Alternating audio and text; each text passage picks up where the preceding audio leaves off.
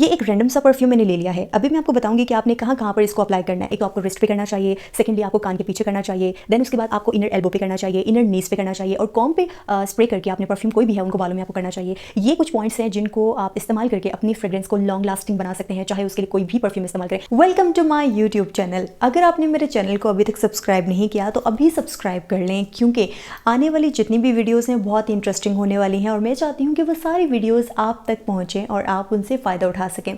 आज के वीडियो में मैं आपको बताऊंगी कि कैसे एक सस्ते से सस्ता परफ्यूम भी लगाकर आप बहुत ही रिच लग सकते हो। आपकी बॉडी से जो है वो पूरा दिन बहुत अच्छी खुशबू आ सकती है।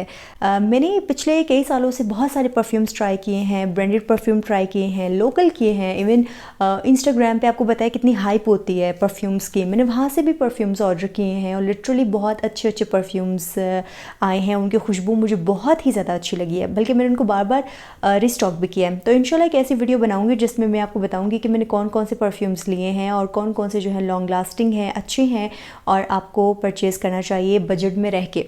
तो अभी मैं आपको बताऊंगी ख़ास करके ऐसे कौन से हाई पॉइंट्स हैं जहाँ पर आप परफ्यूम लगाओगे और वो पूरा दिन आपकी बॉडी से ना सिर्फ आपको बल्कि जो दूसरा भी होगा ना, लाइक जो आपके आसपास लोग रहते हैं, इवन आप कॉलेज गोइंग हो, यूनिवर्सिटी गोइंग हो, ऑफिस गोइंग हो, तो लोग आपको कमेंट करेंगे कि वाओ क्या परफ्यूम लगाया है। और आई थिंक परफ्यूम एक हमारी पर्सनैलिटी का ऐसा हिस्सा होता है कि जिसको हमें ज़रूर लगाना चाहिए, ख़ासकर जब समर्स आने वाले होते हैं। अभी जैसे कि समर्स आने वाले हैं तो हमें अपनी पर्सनल हाइजीन का जो है वो बहुत ख्याल रखना है ताकि हमारे साथ कोई स्मेल ना आए। हमें अच्छा परफ्यूम इस्तेमाल करना चाहिए, क्योंकि हमें तो नहीं समझ आ रही होती लेकिन जो हमारे आसपास लोग होते हैं ना, तो ऑब्वियसली उनको स्मेल आ रही होती है। तो मेरे ख्याल से हमें इस चीज़ का बहुत ज़्यादा ख्याल रखना चाहिए कि हमारी वजह से कोई दूसरा इंसान डिस्टर्ब ना हो। इसलिए आपने अपनी पर्सनल जो केयर है ना वो ज़रूर करनी है। और जिसमें जो परफ्यूम है ना, वो मैं कहती हूँ कि आपकी पर्सनैलिटी का सबसे बड़ा जो है वो हिस्सा होता है, तो उसको आप बिल्कुल भी मिस ना करें।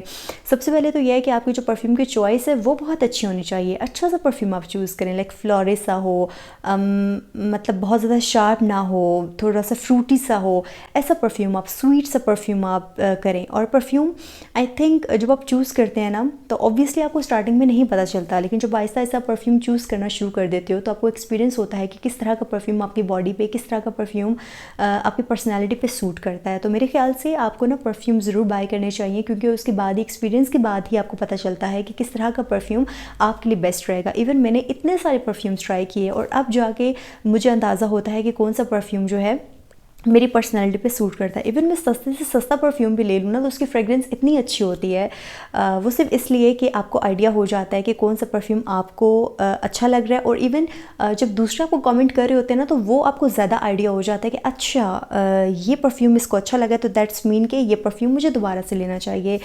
इन शॉर्ट कि जब दूसरे आपको कमेंट करते हैं तो ऑब्वियसली आपको बेहतर पता होता है कि आपकी पर्सनैलिटी पे क्या चीज़ असर करती है। अनफॉर्चुनेटली हमारे यहाँ पे यही होता है कि हमें खुद अपनी इंपॉर्टेंस का आइडिया नहीं होता है जब तक कि हमें कोई दूसरा ना बताए। तो परफ्यूम जो है उसको अपनी पर्सनैलिटी का हिस्सा ज़रूर बनाएं, उसको अपनी रूटीन में शामिल ज़रूर करें, उसको अप्लाई करें आप। परफ्यूम आपकी पर्सनैलिटी को एकदम से उभार देता है। तो परफ्यूम मेरे ख़्याल से हमें इस्तेमाल करना चाहिए, चाहे वो विंटर्स हों, समर्स हों, उसको हमें अपनी रूटीन का हिस्सा बनाना चाहिए। तो बग़ैर आपको वक्त ज़ाया किए बगैर चलते हैं मेन पॉइंट्स की तरफ। मैं आपको बताऊँगी कि कौन कौन सी वो जगहें हैं जहाँ पर आप परफ्यूम अप्लाई कर सकते हो और जिसके बाद आप पूरा दिन बहुत अच्छे महक सकते हो। तो चलते हैं वीडियो की तरफ। ये एक रैंडम सा परफ्यूम मैंने ले लिया है। अभी मैं आपको बताऊंगी कि आपने कहाँ कहाँ पर इसको अप्लाई करना है। देन उसके बाद आप देखिएगा कि किस तरह से आपकी जो लास्टिंग है परफ्यूम की वो स्टे करती है। आपको अंदाज़ा भी हो जाएगा कि आप क्या चीज़ मिस कर रहे हो जिसकी वजह से आपकी जो परफ्यूम की लास्टिंग है वो स्टे नहीं कर पा रही है।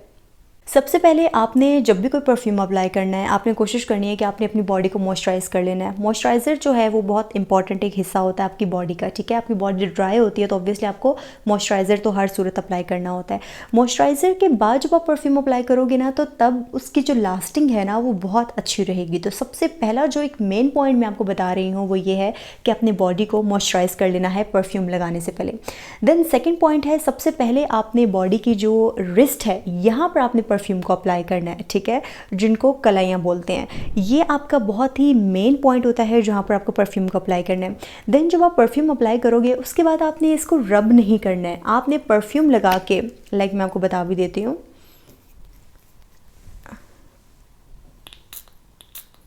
ऐसे लगाना है, ठीक है। देन आपने इस पर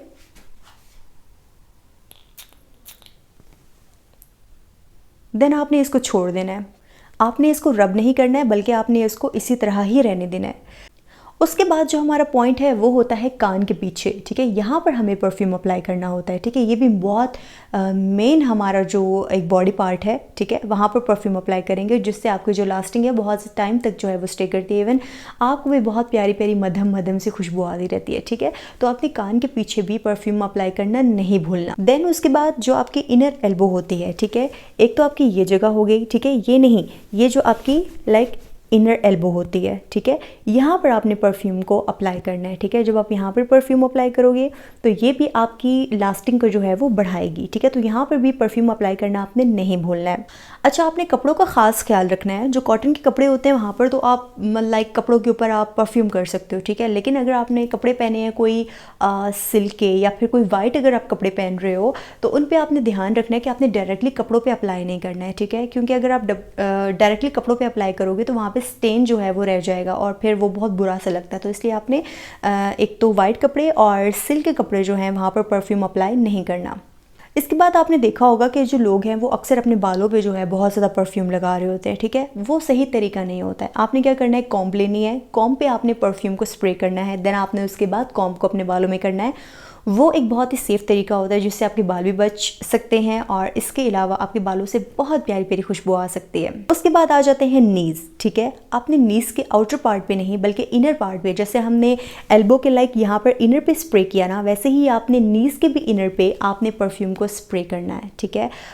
गर्मियों में आपने ऐसे जो पॉइंट्स हैं ना मेन उनको हाईलाइट कर लें और इन्हीं पार्ट्स पे ही आपने परफ्यूम को अप्लाई करना है। देन आपने उसके बाद लास्टिंग चेक करनी है।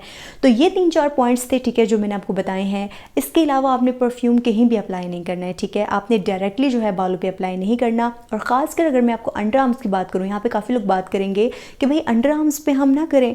अंडर आर्म्स के लिए बहुत सारे और डिओड्रेंट्स आते हैं जिनको आप अप्लाई कर सकते हो। लाइक जो मैं अपनी रूटीन में शामिल करती हूँ वो एक रोल ऑन है, ठीक है। मैं उसको अंडर आर्म में यूज़ करती हूँ। अंडर आर्म में डायरेक्टली मैं परफ्यूम यूज़ नहीं करती क्योंकि वो सेंसिटिव एरिया होता है, तो इसलिए आपको वहाँ से अवॉइड करना चाहिए। तो ये ट्रिक आपने लाजमी इस्तेमाल करनी है। तो आज की वीडियो से इतना ही। मुझे इजाज़त दीजिए। अल्लाह हाफ़िज़। इंशाल्लाह नेक्स्ट वीडियो में फिर मुलाकात होगी, लेकिन आपने मेरे चैनल को सब्सक्राइब ज़रूर करना है।